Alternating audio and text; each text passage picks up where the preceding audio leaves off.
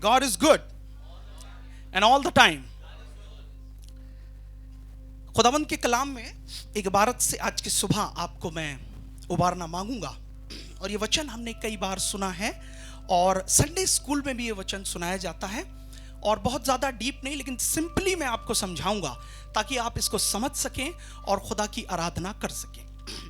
आजकल जो कलीसियाओं में नीड है, जो ज़रूरत है, वो सबसे अधिक नज़र आ रही है प्रार्थनाओं की। We all need a strong prayer team. हम सभी को एक मजबूत प्रार्थना योद्धाओं की आवश्यकता है अजीजों, क्योंकि जब जब हम प्रार्थनाओं में वीक होते हैं तो मैं आपको बताना चाहता हूं हमारी आत्मिक जीवन में हम वीक होने पाते हैं। लेकिन आज की सुबह मैं आपसे कुछ बातों को शेयर करूंगा वचन में से, जो आपको इस बात को बताएंगी कि खुदा के हुजूर जब आप प्रार्थना करें, जब खुदा के हुजूर कुछ मांगें, कुछ दरख्वास्त करें, तो उसका तरीका क्या होना चाहिए। तो आइए आप मेरे साथ निकाल लीजिए, बहुत ही फेमस वर्स है ये, और जो आपको मिलेगी मत्ती उसका 7:7, मैथ्यू चैप्टर 7 वर्स 7। मांगो तो तुम्हें दिया जाएगा। बस मांगोगे तो तुम्हें दिया जाएगा। जी, दूसरा, ढूंढो तो तुम पाओगे। ढूंढोगे तो तुम पाओगे। खटखटाओ तो तुम्हारे लिए खोला जाएगा। खटखटाओ तो तुम्हारे लिए खोला जाएगा। बस 3 टॉपिक पे आज मैं डिस्कस करूंगा, और इन तीनों बातों पे जो यीशु मसीह की जवान मुबारक से निकली है, मैं आपके बीच में इस वचन पे रोशनी डालूंगा। Bible says, ask and it will be given to you. As we all know, Jesus Christ spoke to his disciples many times. Many times he spoke to his disciples and the peoples in parables. खुदावंद यीशु मसीह एक बार नहीं कई बार अपने चेलों से और उन लोगों से जिनसे वो मुखातिब होते थे, भीड़ से, पैराबल यानी कि दृष्टांतों में बात करते थे। और अजीजों, आज की इस सुबह मैं एक दृष्टांत, एक पैराबल आपके बीच में रखना चाहूंगा, और वो मिलेगा आपको लूका के इंजील उसका 18 बाब और उसकी 1 से 8वीं आयत तक। मेहरबानी से सुन लीजिएगा। पहली आयत जी। फिर उसने इसके विषय में हाँ, कि वे नित्य प्रार्थना करना और हियाव न छोड़ना चाहिए, उनसे ये दृष्टांत कहा। बस यहां पर यीशु मसीह की मुख से निकली ये वाणी है, फिर उसने। अब बात समझिएगा, किसने? यीशु मसीह ने इसके विषय में कि नित्य प्रार्थना करना और हियाव ना छोड़ना चाहिए, उनसे यह दृष्टांत कहा। यानी कि यीशु मसीह हमारे जीवन में एक शिक्षा को रखना चाह रहे हैं। यानी कि यीशु मसीह इस पैराबल के जरिए, इस दृष्टांत के जरिए हमें कुछ बताना मांग रहे हैं कि हम हियाव ना छोड़ें, हम प्रार्थना करना ना छोड़ें, हम अपने हियाव को, ढांढस को बांधे रखें और चीयरफुल हों पवित्र आत्मा में। तो उसके लिए परमेश्वर ने एक उदाहरण के रूप में बात की। अब ये कहानी पर ध्यान से गौर फरमाइएगा। जी हाँ। किसी नगर में एक न्यायी रहता था जो ना परमेश्वर से डरता था और ना किसी मनुष्य की परवाह करता था। और उसी नगर में एक विधवा भी रहती थी जो उसके पास आकर कहा करती थी, मेरा न्याय चुकाकर मुझे मुद्दई से बचा। कुछ समय तक तो वह ना माना, परंतु अंत में मन में विचार कर कहा, यद्यपि मैं ना परमेश्वर से डरता और ना मनुष्यों की कुछ परवाह करता हूँ, तो भी यह विधवा मुझे सताती रहती है, इसलिए मैं उसका न्याय चुकाऊंगा। कहीं ऐसा ना हो कि घड़ी घड़ी आकर अंत में मेरी नाक में दम कर दे। प्रभु ने कहा, सुनो, यह अधर्मी न्यायी क्या कहता है। इसलिए क्या परमेश्वर अपने चुने हुओं का न्याय न चुकाएगा, जो रात दिन उसके दुहाई देते रहते हैं? क्या वो इनके विषय में देर करेगा? मैं तुमसे कहता हूँ, वह तुरंत उनका न्याय चुकाएगा। तो अभी मनुष्य का पुत्र जब आएगा तो क्या वह पृथ्वी पर विश्वास पाएगा? Praise the Lord. Thank you for the reading. बहुत बहुत शुक्रिया उस खुदावंद का इस दृष्टांत के लिए। अजीजों, यहाँ पर लिखा हुआ है, किसी नगर में एक न्यायी रहता था, और उसकी क्वालिटी है अजीजों, वो न्यायी जो है किसी चीज से डरता नहीं है, फियरलेस है। वो ईश्वर से नहीं डरता, वो किसी मनुष्य से नहीं डरता, किसी राजा प्रधान से, किसी सामर्थी व्यक्ति से नहीं डरता, और वो बेखटक निडर रहता है और सारी चीजों का न्याय करता है। वहां पर उसी नगर में, जिस नगर में वो न्याय रहता था, एक विधवा का जिक्र है। वो विधवा भी वहां पर रहती थी और बार बार उसके पास आकर उससे न्याय की गुहार लगाती थी। हे न्यायाधीश मेरा न्याय कर, हे न्यायाधीश मेरा न्याय चुका, मुद्दई से मुझे छुटा, मुझे बचा, छुड़ा ले। एक बार हो गया, 2 बार हो गया अजीजों, 3 बार हो गया, कई बार ये स्त्री उसके पास आई होगी। लेकिन अजीजों एक बार ऐसा समय आया कि इसने अपने मन में विचार किया। इसने बोला कि मैं तो किसी न्यायाधीश से नहीं डरता हूं, मैं तो खुद का न्याय हूं, मैं तो किसी खुदा से नहीं डरता हूं, किसी चीजों से नहीं डरता हूं। लेकिन ये स्त्री बार बार आकर मेरी नाक में दम करती है। कहीं ऐसा ना हो कि एक दिन ये स्त्री इतना नाक में दम कर दे कि मेरे साथ कोई नुकसान हो जाए, कोई घटी हो जाए। अजीजों उसने एक काम किया, उसने उसका न्याय चुका दिया। आगे यीशु मसीह के इसी वचन में, परमेश्वर के वचन में लिखा है, प्रभु ने कहा सुनो, ये अधर्मी न्याय क्या कहता है, इसलिए क्या परमेश्वर अपने चुने हुए का न्याय ना चुकाएगा जो दिन रात उसकी दुहाई रहते हैं। अजीजों हमारे जीवन में भी कभी कभी ऐसा होता है कि हम दुहाई देते देते थक जाते हैं, हम दुआ कराते कराते थक जाते हैं, हम घुटने टेकते टेकते हमारे घुटने घिस जाते हैं, हम जगह जगह कहीं, कभी हम नॉर्थ जा रहे हैं, कभी साउथ जा रहे हैं, कभी हम कहीं चर्च जा रहे हैं, किसी चर्च जा रहे हैं, हम थक जाते हैं। लेकिन अजीजों मैं आपको बताना चाहता हूं कि आपका थकना व्यर्थ नहीं होगा, आपका थकना, आपका रोना व्यर्थ नहीं होगा, क्योंकि यीशु मसीह ने आपके आंसुओं को देखा है, यीशु मसीह ने आपकी दुहाइयों को, आपके रिक्वेस्ट को जाना है, क्योंकि यीशु मसीह मनों को जांचने वाले परमेश्वर हैं। आपके ज़बान से दरख्वास्त निकली नहीं होगी, आपके ज़बान से रिक्वेस्ट निकली नहीं होगी कि यीशु मसीह उसको सुन लेंगे। जब ये ऐसा न्याय जो बहुत ही ढीठ है, बहुत ही गंदा है, वो बिल्कुल स्वार्थी इंसान है, वो इस स्त्री का न्याय चुका रहा है, तो हमारा स्वर्ग पिता जिसने जमीन और आसमान के चश्मों को बनाया, हमें जीवन दिया, स्वर्ग का राज्य उसका है और पृथ्वी उसने मनुष्यों को दी है और हम सबको दिया है, तो वो क्या हमारा न्याय नहीं चुकाएगा? वो हमारा न्याय चुकाएगा। बशर्ते आपको हियाव बांधना होगा, आपको हिम्मत जगानी होगी, आपको वो सामर्थ्य में प्रेयर करनी होगी, आपको हिम्मत में जागना होगा। वो नींद जब आती है आपको, जब आप थक जाते हैं, जब आप समय नहीं निकाल पाते प्रार्थनाओं के लिए, आपका हियाव टूटने लगता है, आप डगमगाने लगते हैं, आप गिरने लग जाते हैं, चारों तरफ की हवाएं आपको नजर में आती हैं, आपके परिवार आपके साथ प्रेयर में नहीं बैठता, आपकी फैमिली आपको फॉलो नहीं करती, आपकी फैमिली, आपके बच्चे आपको सुनना नहीं मांगते। अजीजों वचन कह रहा है हियाव बांधो। यीशु मसीह कह रहे हैं हियाव बांधो, हियाव बांधो और नित प्रार्थना में लगे रहो, क्योंकि जब आप हियाव बांधेंगे तभी परमेश्वर आपकी ओर सुनेगा। जब वो ऐसा न्यायाधीश है जो ढीठ है, वो सुनकर उसको उत्तर दे रहा है, तो हमारा परमेश्वर तो स्वर्ग में है, अति करुणामय है, प्रेमी है, दया का सागर है। मरकुस 7 बाब उसकी 25, 26, 27 और 28। जी हाँ, यहां पर भी एक जिक्र है। और तुरंत एक स्त्री जिसकी छोटी बेटी में अशुद्ध आत्मा थी उसकी चर्चा सुनकर आई और उसके पांव पर गिरी। यह यूनानी और सुरूफिनीकी जाति की थी। उसने उससे विनती की कि मेरी बेटी में से दुष्टात्मा निकाल दे।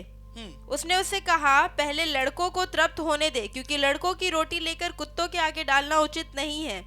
उसने उसको उत्तर दिया, सच है प्रभु, तो अभी कुत्ते भी तो मेज के नीचे बालकों की रोटी का चूर चार खा लेते हैं। Praise the Lord. यहाँ पर यीशु मसीह सूर और सैदा नाम के देशों में आए हैं अजीजों, और यहाँ पर एक स्त्री है जिसके बारे में बाइबल में जिक्र है कि उसकी बेटी में अशुद्ध आत्मा थी। लेकिन उसने यीशु मसीह की जब चर्चा सुनी तो वो यीशु को ढूंढती हुई यीशु के पांव पर गिर पड़ी। लिखा उसके पांव पर गिर पड़ी। और अजीजों ये सुरूफिनीकी जाति जो है ये जेंटाइल्स जाति होती है, और जो जेंटाइल्स होते हैं जो गैर यहूदी होते हैं, जो यहूदा की गोत्र में से नहीं निकले होते हैं, ये उसमें की एक जाति है। और अजीजों जब जब ये जाति का जिक्र आता है या किसी स्त्री का जिक्र आता है, जैसा कि हम पहले भी बता चुके हैं कि ये स्त्री कलीसिया को प्रदर्शित करती है। और मैं आपको बताना चाहता हूं ये अन्य जाति स्त्री का विश्वास इतना प्रबल था, इतना मजबूत था कि इसने यीशु मसीह के पैरों पर गिर के इस बात की दरख्वास्त की, इस बात की दरख्वास्त की, हे स्वर्गीय पिता, हे यीशु, हे प्रभु, तू मेरी बेटी को चंगा कर दे, तू मेरी बेटी को छुटकारा दे दे। वो मांग रही है। क्यों मांग रही है? क्योंकि उसे पता है, वचन कहता है कि मांगोगे तो तुम्हें दिया जाएगा। हालेलुया। यहां पर यीशु मसीह ने इस बात को कहा कि मैं तुम्हें देने के लिए नहीं आया। उसने उससे कहा पहले लड़कों को तृप्त होने दे। यानी कि जो ये दृष्टांत है उस बात को दर्शाता है, क्योंकि परमेश्वर ने जब इस बात को कहा कि लड़कों को तृप्त होने दे, तो वो ये दर्शा रहे थे कि जो जो मेरी यहूदी कौम है, मैं पहले उनके लिए आया हूं, मैं उनका शिफा करने वाला हूं, मैं पहले उनको छिड़ाऊंगा। और आगे कहता है क्योंकि लड़कों की रोटी लेकर कुत्तों के आगे डालना उचित नहीं है। यीशु मसीह ने जब उस स्त्री को इस बात कही होगी, अजीजों कभी कभी अगर हम किसी पासबान के पास जाते हैं और उनसे दुआ कराते हैं और अगर वो हमें कुछ कह देते हैं, शायद हमें बुरा लग जाता है। हम हमारे पापों को बता देते हैं कि अपने पापों से कन्फेस करो, अपनी चीज़ों को छोड़ो, जो गुनाह तुमने पुराने जीवन में किए हैं, अब तुम प्रार्थना कराने तो आए हो, मैं तुम्हारे लिए प्रार्थना कर रहा हूँ, ये वो गलतियां जो तुमने गुजरे दिनों की हैं। तो हमें कभी कभी बुरा लगने लगता है।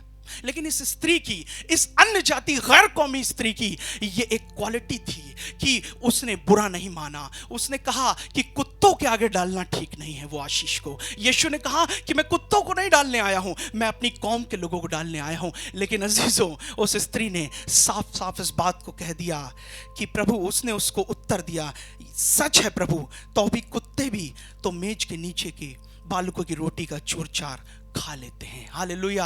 बस यही बात प्रभु को अच्छी लग गई, बस यही बात प्रभु को अच्छी लग गई, बस उसकी मुंह से निकली यही बात प्रभु को भली लग गई। और मैं आपको बताना चाहता हूं, उसके मांगने को यीशु ने सुन लिया। उस स्त्री ने क्या किया होगा? बहुत लंबी जर्नी कर कर आई होगी, ट्रैवल कर कर आई होगी, लेकिन उसके अंदर एक भूख थी। उसको मालूम था कि मैं खुदा के हुजूर मांगूंगी तो खुदा मेरे लिए मुहैया करेगा। अजीजों, अगर आप सालों से चर्च आ रहे हैं, शायद आपके बंधन अभी नहीं खुल पाए हैं, शायद आपके बंधन धीमे धीमे खुल रहे हैं, शायद आपके जीवन में कुछ ऐसी कमियां हैं, शायद आपके परिवार में कुछ ऐसी कमियां हैं जो अभी नहीं खुलने पा रही हैं। मैं आपको बताना चाहता हूं, इस स्त्री की तरह कहने लगी कि तू कह देगा तो हो जाएगा, तू कह देगा तो हो जाएगा। प्रभु, कुत्ते भी तो चूर चार खा लेते हैं। अगर आप प्रभु के हुजूर अपने आप को नम्र कर देंगे तो खुदा भी आपकी नम्रता को देखकर आप पे दया करेगा। लेकिन पहले एक काम करना होगा, आपको मांगना तो होगा, क्योंकि बिना मांगे कुछ नहीं मिलता। अगर आप मांगना नहीं आता आपको तो आप कुछ नहीं कर सकते।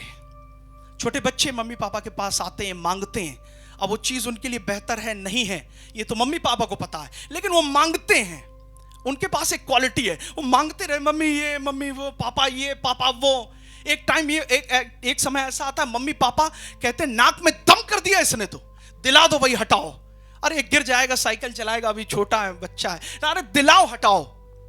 तो जब हम मनुष्य होकर अपने बच्चों की इतनी फिक्र करते हैं तो आसमान का खुदा क्यों करना करेगा। लेकिन अजीजों, आपको एक काम करना होगा, पहले मांगना सीखना होगा। आप कैसे मांगते हैं मुझे नहीं पता, लेकिन आज परमेश्वर का वचन सिखा रहा है कि हियाव बांध के मांगो, हियाव बांध के मांगो। हालेलुया। अय्यूब कहता है, मुझे तो निश्चय है मेरा छुड़ाने वाला जीवित है। आपको निश्चय होना चाहिए कि मेरे मांगने से पहले मेरा छुड़ाने वाला जीवित है, निश्चय होना चाहिए। जी हाँ, दूसरा topic, seek and you will be find, ढूंढो तो तुम पाओगे। यूहन्ना 15 बाब उसकी 7वीं आयत में, जी, यदि तुम मुझ में बने रहो, यदि तुम किस में बने रहो?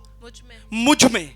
यानी कि यीशु मसीह के ज़बान मुबारक से एक और वाणी निकल रही है और यीशु मसीह कह रहे हैं, यदि तुम मुझ में बने रहो, सुनिएगा, और मेरा वचन अब ये दो चीजें यहां पर आ रही हैं। पहली बात तो परमेश्वर कह रहे हैं यदि तुम मुझ में, और दूसरी बात आ रही है वचन। बस यही तो कमी है सबसे बड़ी, यही तो प्रॉब्लम है। हम यीशु मसीह में बने तो रहते हैं, हम चर्च में बने तो रहते हैं, हम अपने पादी साहब के बगल गिर तो रहते हैं, हम उनके साथ दिल से दिल मिले तो रहते हैं, लेकिन हम वचन में नहीं बने रहते। और जब आप वचन में नहीं बने रहेंगे तो अजीजों, वो दाखलता को, वो जो खुदा ने दाखलता के लिए आपको और हमें चुना है, उसमें नहीं बने रहने पाएंगे, वो आशीष को नहीं पाने पाएंगे। इसीलिए वचन कह रहा, फिर से पढ़ दीजिए जी, यदि तुम मुझ में बने रहो और मेरा वचन तुम में बना रहे तो जो चाहो मांगो और वह तुम्हारे लिए हो जाएगा। जो चाहो मांगो, जो चाहो मांगो। बोलिए मेरे पीछे, जो चाहो मांगो और वो तुम्हारे लिए हो जाएगा। अपने हाथों को उठाइए और कहिए, यीशु मसीह, मेरी बीमारी चंगाई में तब्दील हो गई, मेरे बंधन टूट गए, क्योंकि मैं तुझ में बना हूं, मैं तुझ में बनी हूं, तेरे वचन मुझ में बने हैं, मैं जयवंत हूं। आमीन। भजन संहिता 14 उसकी पहली आयत, जी हां।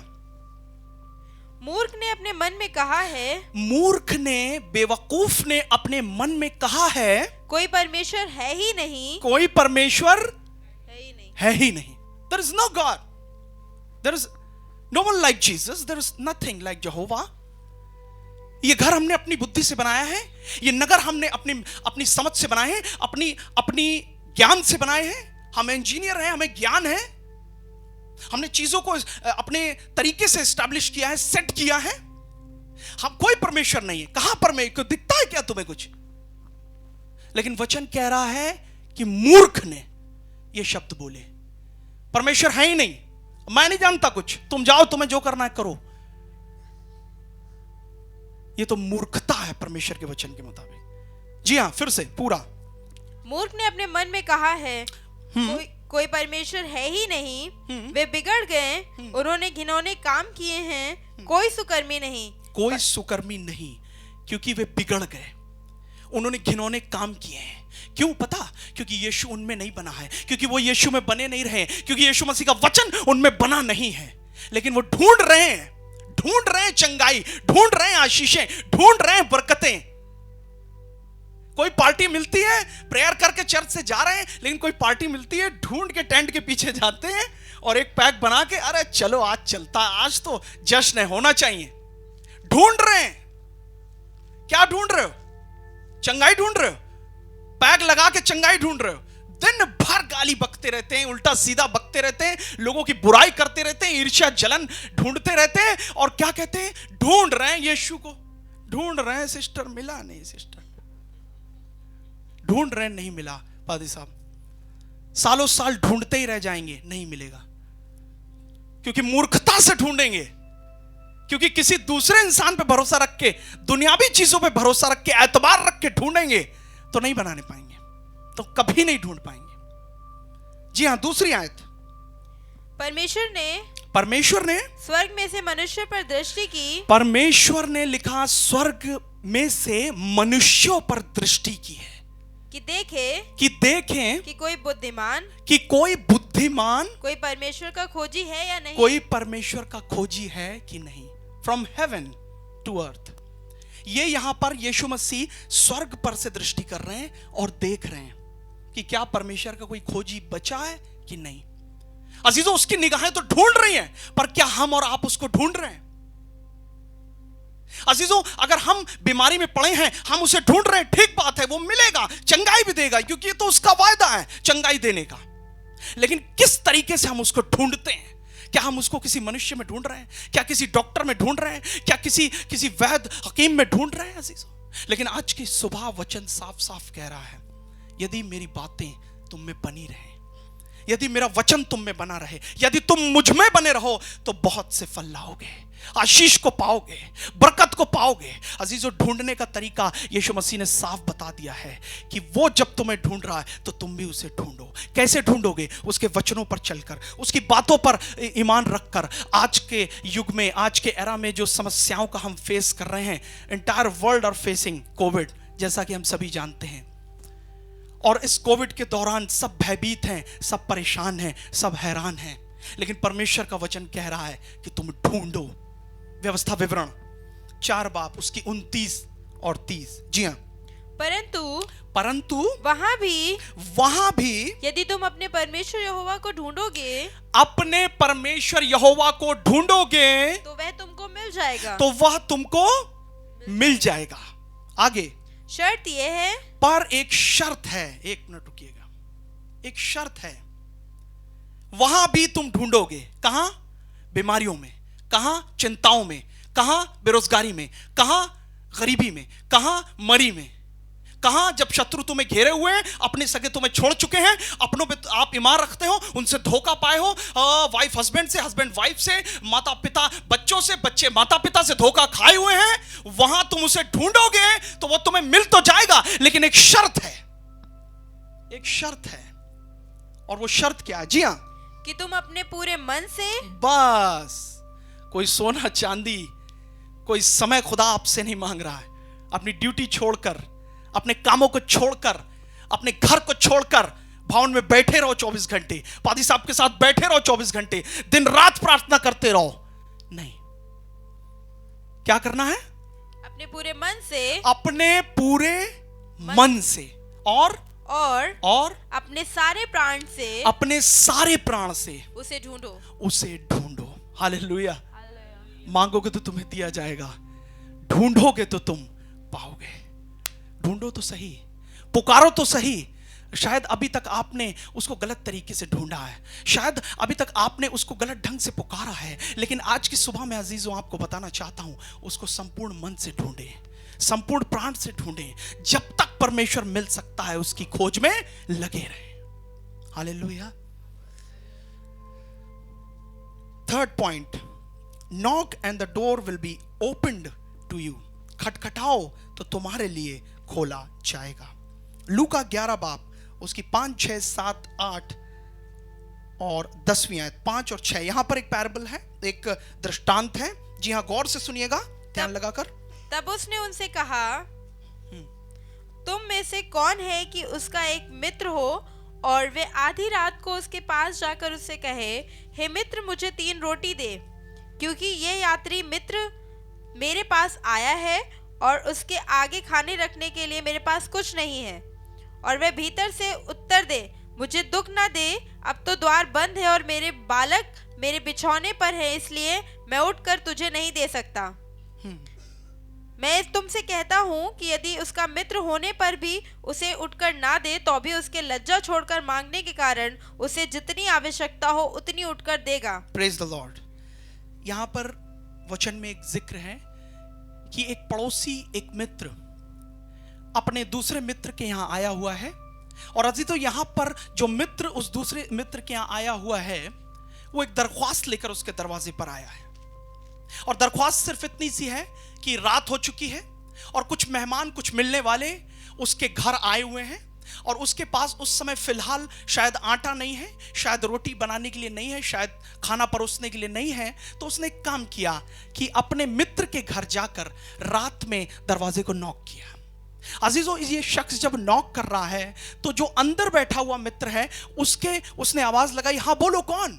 उसने बोला, ऐसी ऐसी बात है, मेरे यहाँ कुछ लोग आए हुए हैं, कुछ गेस्ट आए हुए हैं, कृपया करके अगर हो सके तो मुझे जरूर से जरूर मदद कर और कुछ रोटियां और कुछ आटा मुझे दे।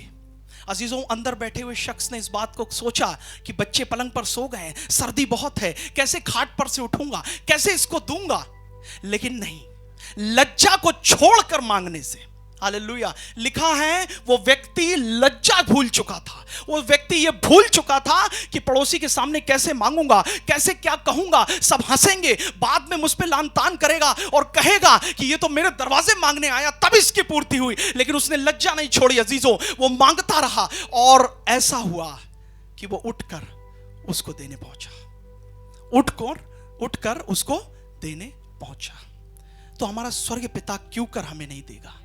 हमें बस लज्जा छोड़नी होगी, हमें लज्जा छोड़नी होगी। लोग क्या कहेंगे गवाही के दिन अगर हम सामने आ जाएंगे, कैसा कपड़े पहने, क्या बोल देती है, ये क्या बोलता है, इसको तो बोलना भी नहीं आता, लोग हंसेंगे, लोग ठट्ठा करेंगे। लेकिन वो लज्जा भूल चुका था और उसने पाया। अजीजों, कभी कभी हम भी सोचने लग जाते हैं कि खटखटा तो रहे हैं, क्या दरवाजा खुलेगा? नहीं खुलेगा तो चलो दूसरे चर्च चलें, वहां का दरवाजा खुलेगा। वहां नहीं खुलेगा तो चलो तीसरे चर्च चलें, वहां का दरवाजा खुलेगा। अगर अजीजों ऐसे ही आपके जीवन में है तो एक दिन ऐसा आएगा कि सारे चर्च के दरवाजे बंद हो जाएंगे और आपका दरवाजा दुनिया में खुल जाएगा। और जिसका दरवाजा दुनिया में खुला है, इतिहास गवाह है, वो अनंत जीवन का वारिस नहीं होने पाएगा। आज की आपकी लड़ाई, आज की आपकी जद्दोजहद, आज का आपका मांगना, आपका खटखटाना, आपका ढूंढना व्यर्थ नहीं जाएगा, क्योंकि सेनाओं का यहोवा हमारे संग है। 10वीं आयत इसी की। जी हाँ, क्योंकि जो कोई मांगता है उसे मिलता है, और जो ढूंढता है वह पाता है, और जो खटखटाता है उसके लिए खोला जाता है। जब आप मांगोगे तभी आपको मिलेगा, जब आप ढूंढोगे तभी आप पाओगे, जब आप खटखटाओगे तभी आपके लिए खोला जाएगा। खुदावंद यीशु मसीह ने कलवरी पे अपनी बाहें पसार दी अजीजों। जब अदन की वाटिका में आदम और हव्वा से गुनाह हुआ। तो मैं आपको बताना चाहता हूं, जब आदम सो गया था, हम सभी जानते हैं उस रचना के बारे में कि उसने आदम की पसली में से पसली निकाली उसके शरीर में से और हव्वा को रच दिया। वो सो रहा था, उसे नहीं पता ये हव्वा कहां से आई, उसके लिए बिल्कुल सरप्राइज था अजीजों। लेकिन ठीक उसी तरीके से हमारे लिए भी, हम भी जब दुनिया में सोए हुए थे, जब हम खटखटा रहे थे, हम ढूंढ रहे थे दरवाजे दर दरवाजे, हमारे लिए कोई खोलने वाला नहीं था, हम मांग रहे थे लेकिन हमें उद्धार कहीं से नहीं मिल रहा था, तब यीशु मसीह ने अपनी कलवरी से अपने हाथों को पसार दिया और उसकी बर्छी जो थी उसकी पसली में भेदी गई और उसमें से लहू और पानी निकला, यानी कि एक नई क्रिएशन निकली। और वो नई क्रिएशन हम और आप हैं अजीजों। और जब हम उसकी क्रिएशन हैं, जो चीज हमसे छुपाई जा रही थी, शैतान ने शायद छुपा रखा था कि यीशु के लहू के द्वारा हम शिफा पा जाएंगे, वो बहुत चालाक है, लेकिन यीशु मसीह ने इस बात को कलवरी से रिवील कर दिया। और जब वो लहू और पानी उसकी पसली में से निकला तो उसने कहा पूरा हुआ। अजीजों, आपका मांगना पूरा हो गया है, आपका ढूंढना पूरा हो गया है, आपका खटखटाना सुना जा चुका है, क्योंकि परमेश्वर ने कलवरी से हमारी आवाज सुन ली है। हालेलुया। गलतियों की पुस्तक 3 बाब 13-14। जी हाँ, यीशु मसीह का वचन हमें उसकी बारे में मसीह क्या ने कहता है। जी, जो हमारे लिए शापित बना, मसीह ने जो हमारे पापों के लिए श्रापित बना, हमें मोल लेकर व्यवस्था के शाप से छुड़ाया। व्यवस्था यानी दुनिया के उस शाप से जो कहती है कि तू गुनहगार है, चर्च में नहीं बैठ सकता, तू नशेबाज है, तू चर्च में नहीं बैठ सकता, तू व्यभिचारी है, तू प्रचार नहीं कर सकता, तू चोर है, तू परमेश्वर के भवन में चंदा नहीं डाल सकता। तमाम तरीके के व्यवस्था से छुड़ाया, क्योंकि लिखा है जो कोई काट पर लटकाया जाता है वह शापित है। ओ, वो तो शापित नहीं था, वो तो शुद्ध था। ओ, वो तो परमेश्वर का पुत्र है, उसके पास तो सारी जमीन और आसमान का अधिकार है, लेकिन वो शापित बन गया। वो किसके लिए शापित बन गया? ताकि हमारा मांगना व्यर्थ ना जाए, ताकि हमारा ढूंढना व्यर्थ ना जाए, ताकि हमारा खटखटाना व्यर्थ ना जाए। जी हाँ, आगे क्या कहता है? यह इसलिए हुआ कि अब्राहम की आशीष, सुनिएगा, मसीह यीशु से अन्य जाति तक पहुंचे। हालेलुया। अन्य जाति तक पहुंचे, जेंटाइल्स तक पहुंचे, चाहे वो किसी भी कौम का क्यों ना हो, किसी भी जाति का क्यों ना हो। इस भवन में, परमेश्वर के जितने भवन है दुनिया में, अगर वो मांगेगा तो वो पाएगा, अगर वो ढूंढेगा तो उसको परमेश्वर मिलेगा, अगर वो खटखटाएगा तो उसके लिए खोला जाएगा। परमेश्वर चुप नहीं है, वो बहुतों को धर्मी बनाने के लिए आज भी कलवरी से आवाज देता है। बशर्ते आज हमें अपने आप को जांचने की जरूरत है, आज हमें सोचने की जरूरत है कि हम कैसे यीशु को ढूंढ रहे हैं, कैसे यीशु के हुजूर हम मांग रहे हैं, कैसे उसके हुजूर खटखटा रहे हैं। आज की सुबह ये लहू और बदन आपके सम्मुख रखा हुआ है, ये वचन उसका लहू और बदन है। आप खाने के लिए तैयार हो, हर महीने की पहली सप्ताह को आप आ जाते हो, हम आ जाते हैं, लेकिन क्या हमने जांचा कि क्या प्रभु का ये लहू और बदन हमसे क्या कहना चाहता है? कौन सा हियाव की बात कर रहा है, कौन सी प्रार्थना की बात कर रहा है, कौन से तरीके से उससे हम मांगेंगे तब हम पाएंगे, कौन से तरीके से हम ढूंढेंगे तब हमें मिलेगा, कौन से तरीके से हम खटखटाएंगे तो हमारे लिए खोला जाएगा। अजीजों, द्वार खुला है, सेत मेत में मिल रहा है, कुछ पैसा नहीं देना है, सब कुछ फ्री ऑफ कॉस्ट है। कैसे भी गुनाह है, किस भी जाति के हो, दुनिया कहती है छोटी जाति है, दुनिया कहती है बड़ी जाति है, लेकिन यीशु कहता है तुम मेरे मित्र हो, तुम मेरे पुत्र हो, तुम मेरे पुत्री हो। मैं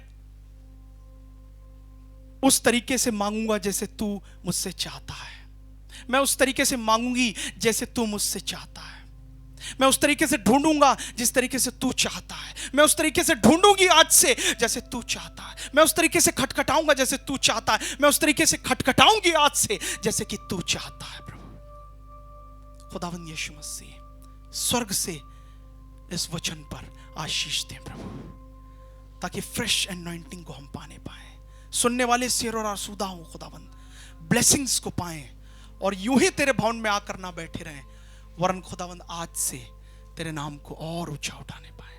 खुदावंद यीशु मसीह, हम कलीसिया मिलकर प्रार्थना कर रही है कि खुदावंद ये क्रिसमस न्यू ईयर की तैयारियां हमारी ब्लेस होने पाए, और खुदावन दुनिया के कोने कोने में अगर ये मरी फैली है, जितनी तेजी से फैल रही उतनी तेजी से ये समाप्त होने पाए, थम जाए और तेरे लोग आराधना करने पाए, तेरे लोग आराधनालयों में आके तेरी स्तुति करें प्रभु। और खुदावन हमारे खत्ते भरे पूरे रहे। खुदावन हम अपने आप को तेरे हवाले करते हैं। खुदावन यीशु मसीह के नाम में एक एक जन को तेरे हवाले सौंपते हैं प्रभु। आए हुए लोगों के हृदयों को तू जानता है मुझसे बेहतर प्रभु, इसलिए पवित्र आत्मा अपनी आत्मा को उंडेल। खुदावन यीशु मसीह के नाम में होकर मांगते, जमात एक साथ कहे आमीन आमीन।